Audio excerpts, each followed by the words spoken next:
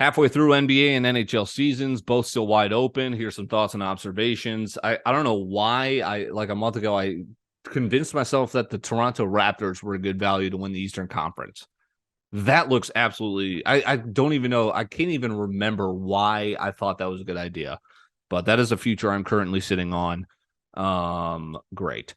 But here's the thinking is if you want to make a NBA future bet, you need a star player to win. Okay, yeah, Dylan, obviously. But it's not just any star player. Jokic, you would think Giannis won a title. Why doesn't he have more? Harden and Embiid. Why haven't they had more success in the playoffs? Is Tatum a star player that's going to come back next year? Can he do it in the finals? Warriors obviously have Steph. They've got a whole team of stars, but they're injured. Steph reportedly coming back here soon, but they're sitting in a tough spot in the standings.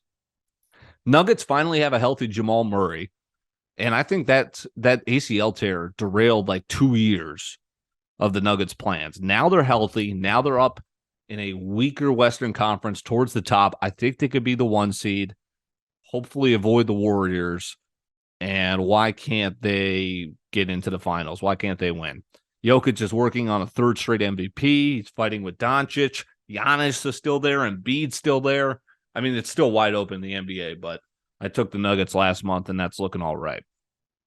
LaMelo Ball, disappointing is he's been injured, and while he was injured, the Hornets are basically out of the playoffs so bad that it's like, you should tank. I mean, LaMelo looks great. He's improving again. He's better than Anthony Edwards, but I will say Anthony Edwards also improving into his 3rd year, looking great. He's still not getting all-star votes because he's still not winning games as the main guy. But he's real. I mean, his stats are taking a leap year over year. He's, I mean, what do people want me to say is like, I know he's not a bust, but I still think LaMelo's better. But I will say I'm more, I guess, I didn't think Ant would be this good this quickly. Both players 21. Everyone's always talking about Anthony Edwards only 21. Only 21. All right, LaMelo's 21 too. LaMelo's made an all-star team. LaMelo was the rookie of the year. But Ant improving. Rudy Gobert stinks. I mean, I told you that. He's just been nothing. He's been flat out awful. And it would have been fine. Like, Rudy Gobert's not a bad player.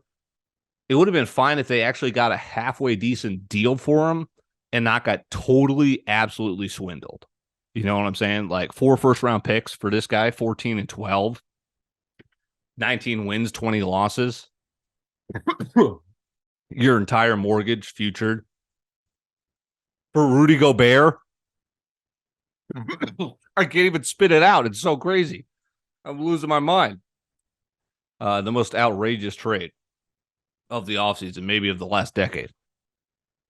Yeah, remember when the Celtics traded to the to the Nets, Garnett and Peterson for like all their picks? That and the Rudy Gobert trade is what sticks out to me over the last decade.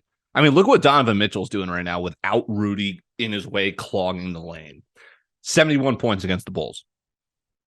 He's got to, he's taking the Cavs to new heights. And then how about the Bulls? I mean, 71 points against the Bulls. Bulls were reportedly going to blow it up, but now they're hot. They're still not making it out of the first round with what they got. Sorry. Durant now injured. I mean, that's the other thing is it's so wide open. There's so much time left, and it's all about who's healthy in the end. Giannis didn't have Middleton last year. That hurt them. Middleton, is he going to be back in time for the playoffs? Is he going to be full go? Does that eat into the Celtics? Celtics look pretty damn good, but are they just a lock to go back? You got Philly still hanging around. I think you always got to keep an eye out for the Heat. That was a team that almost beat Boston last year. Why can't they be back? They don't really care about the regular season. Like the Clippers, they're playing them to get seeding, hang around maybe 4-3 for seeding in the playoffs, and then really going for, basically a whole second season. If you want to go deep in the playoffs, you're potentially playing 16 to 32 games in a postseason. How about the Pacers hanging around? 1 win away from cashing their win total. We're halfway through the season.